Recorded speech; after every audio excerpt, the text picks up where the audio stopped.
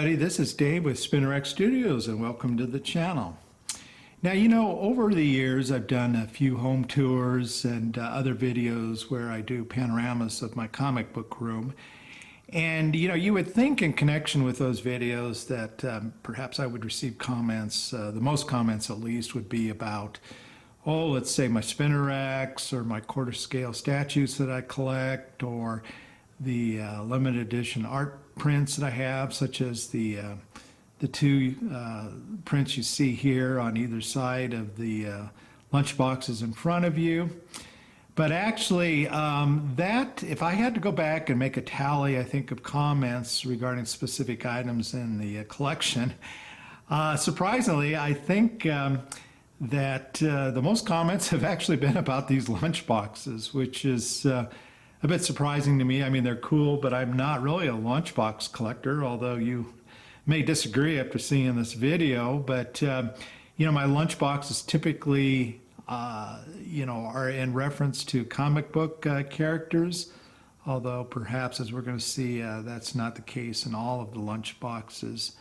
But anyway, I've gotten some requests to, maybe to do more in-depth video on the lunchbox collection, and so let's take a look at this collection and get started. All right, guys, here we are. And by the way, I think I'm going to probably break this the video series here up into two videos. Like I said, I believe I have 10 lunchboxes to go through, and as you're going to see, there's a lot to explore on each box. So to make the video more manageable, I'll probably break it up into two. And also, I wanted to start off with maybe a quick history here of these lunch boxes. In our hobby, I think, the history and background of these items, comic book, whether it be comic books or artists, writers, or licensed products like you see in front of you, it's kind of important. So let's just, if you bear with me, let's just quickly talk about these lunch boxes. All of them you're going to see except for one, and the one is a more recent box, but I believe all of the others you're going to see were made by, and I'm sure this is a company's name you recognize, Aladdin Industries. And so what's the history of Aladdin Industries? Well, Victor Samuel Johnson Sr., a man who was born in Nebraska in 1882 and passed away in 1943.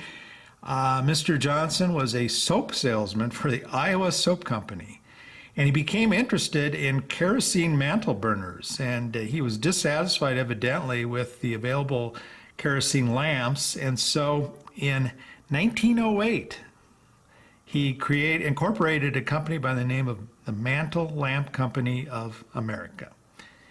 And of course, mantles refers to the, to the inside of a lamp, kerosene lamp that would be lit.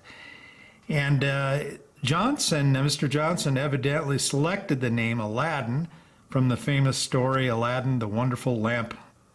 So that's how the name came about. But like I said, it was incorporated as the Mantle Lamp Company, and he began manufacturing lamps in 1912 and marketed them as Aladdin lamps. And then in 1917, the company diversified and began producing insulated cooking dishes, known as Aladdin thermalware jars for the U.S. military. And these jars had aluminum or steel jacket wrapped around heavy glass receptacles. And then the space in between was filled with cork. And so, this was the introduction of thermalware that began the company's venture into heat and cold retaining receptacles. And obviously, that background is part of the thermos that were included in these boxes.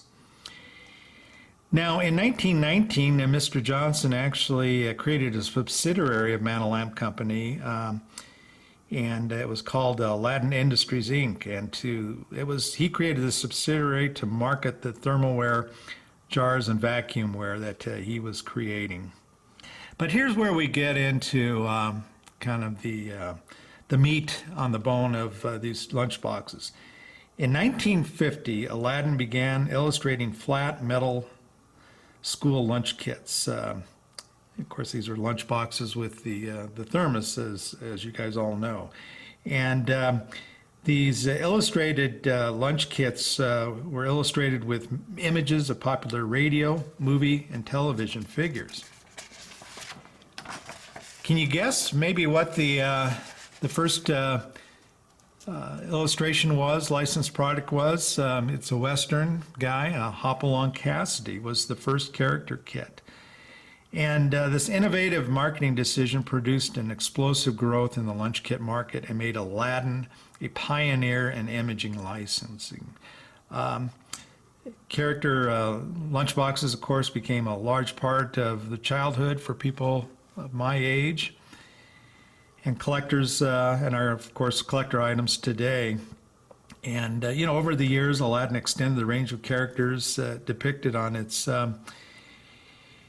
lunch boxes, and also began manufacturing plastic and soft lunch kits, vinyl lunch kits with various printed themes.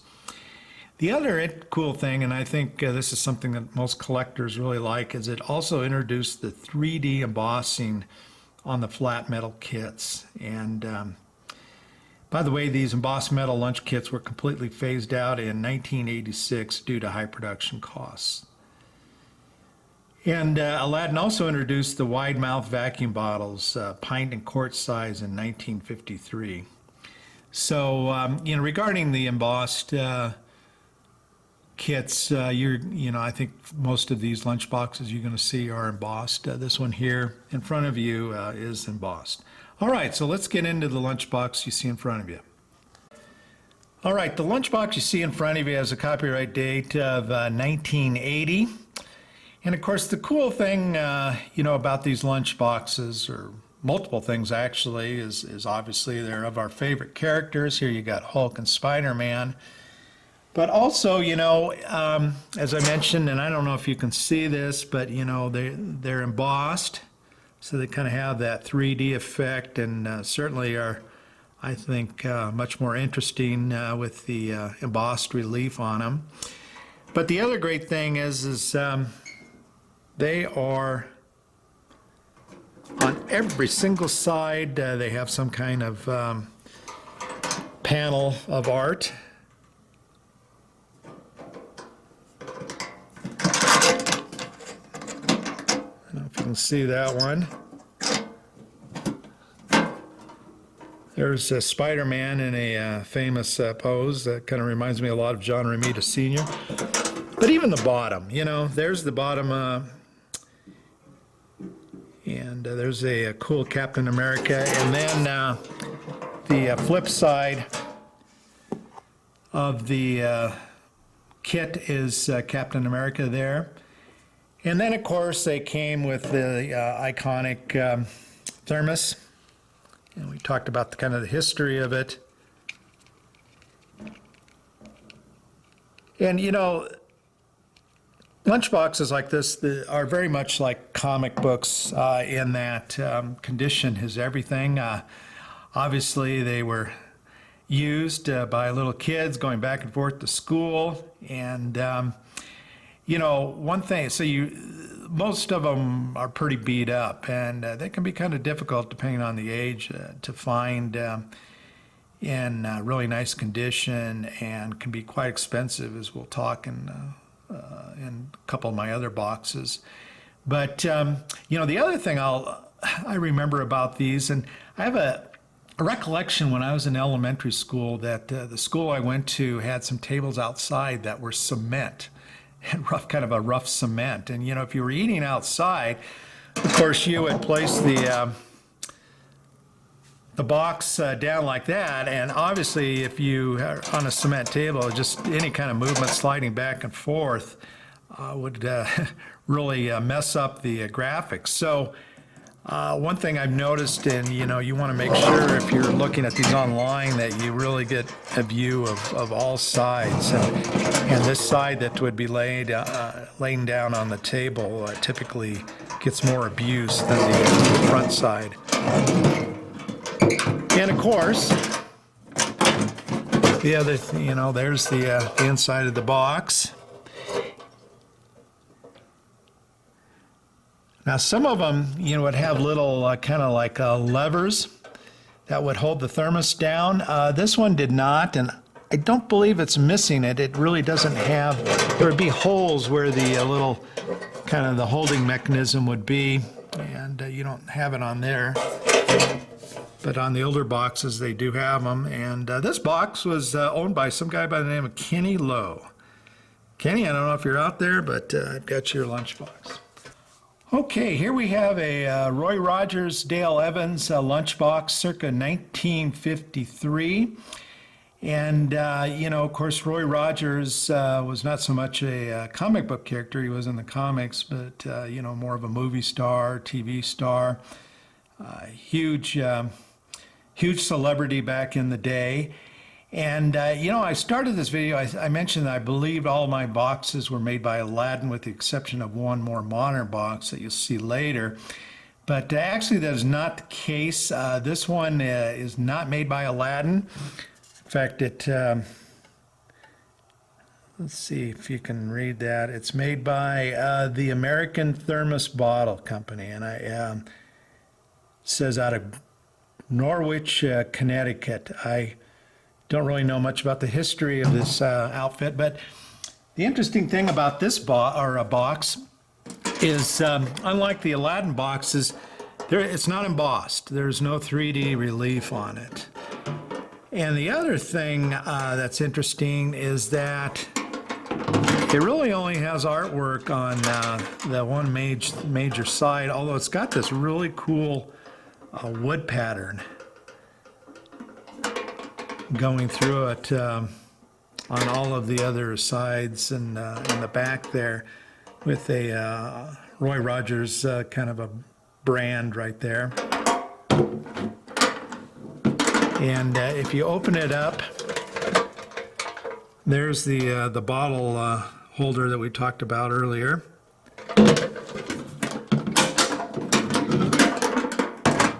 And then the thermos is actually a bit taller, but perhaps a bit skinnier than the typical Aladdin Industry boxes. But kind of lacking, obviously, the graphics that the Aladdin boxes have on all sides, but still a pretty cool lunchbox. And I've seen kind of this same box. I think there was a different style where maybe there were some different graphics on it. But anyway, there's one of my Western boxes. Okay, here you see in front of you a Fireball XL5 lunchbox, and I really kind of put my foot in my mouth. I said I thought most of my boxes were by Aladdin, and yeah, here's another box that actually is not by Aladdin. It is made by, if I can find it, it was somewhere on here, the King Sealy Thermos Company. Once again, not as cool as the Aladdin boxes. It does not have the 3D embossing on it, although the graphics are pretty neat. And this was a British children's cartoon show that was made, I believe, in '62 and '63.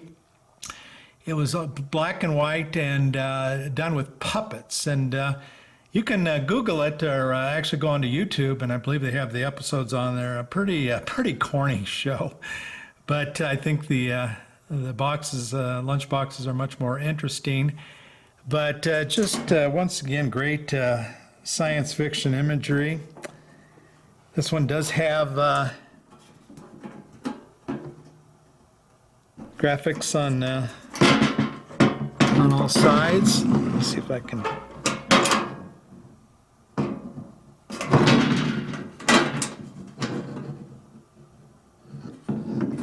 Including the bottom.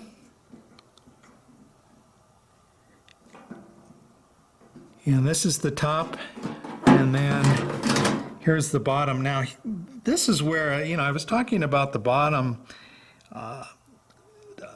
of these boxes. When I say bottom, the side that would be laying on the table when you opened up the lunchbox. tends to have a lot more wear, and here you can see this is the bottom, and you can see a lot of edge wear there, whereas compared to the top of the box, much better shape. And the thermos and the graphics on the thermos I think are especially cool. There's that thermos logo that I'm sure you guys all recognize. But just really a very colorful and vivid lunchbox set.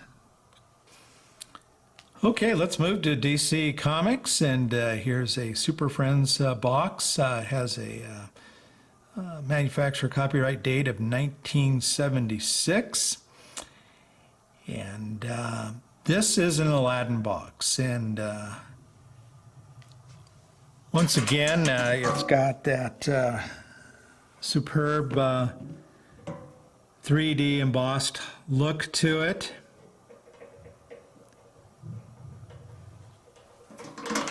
Let me spin it around here, and I'll let you decide which side is the best. This box is in pretty nice condition. Here's a cool shot of the penguin. Unfortunately, the handle's kind of in the way. And then on the other side, this is Kitten. I'll be honest, I'm not familiar with that character, Kitten. But as we spin it around, got the dynamic duo and Supergirl.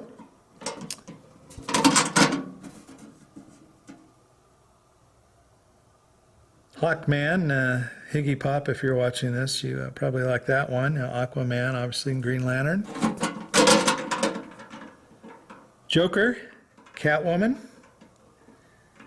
and the Riddler. Personally, probably like that side a little bit more. But the cool thing about these boxes is you can kind of turn them around, spin them around now and then. In fact, if you want to, obviously you can lay it down and look at that side or the different sides. So there's just a lot of really cool display options for these boxes. And here is the thermos. Thermos is not quite as exciting and as well done as some of the other thermoses. And I think this one's got maybe a little bit of bit more use. It's a bit faded.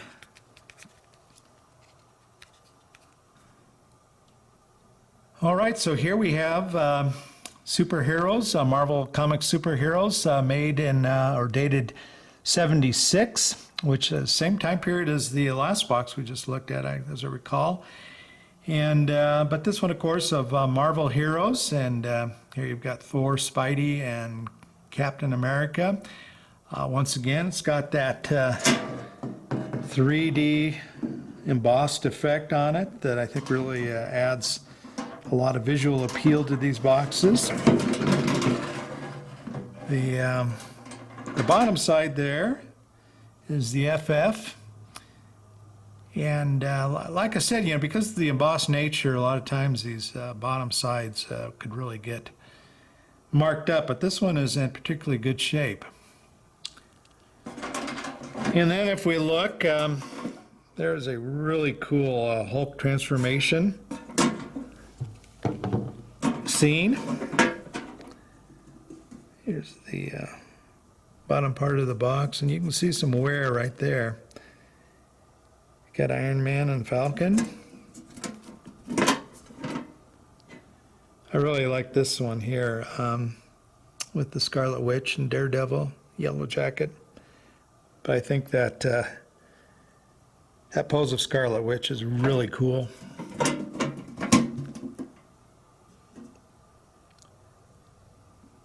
And there you've got Wasp, Vision, and Hawkeye. One other thing too about these lunch boxes is much like comic books, you really have to kind of look closely, because sometimes people will, where there's been a lot of markings, paint missing, they'll go in and try to repaint it. And generally speaking, it looks pretty crappy. When you get the box in hand, you can tell that it's been repainted. Here is the thermos. This thermos's condition's not quite as good. You can see we're missing some color there on Spider-Man.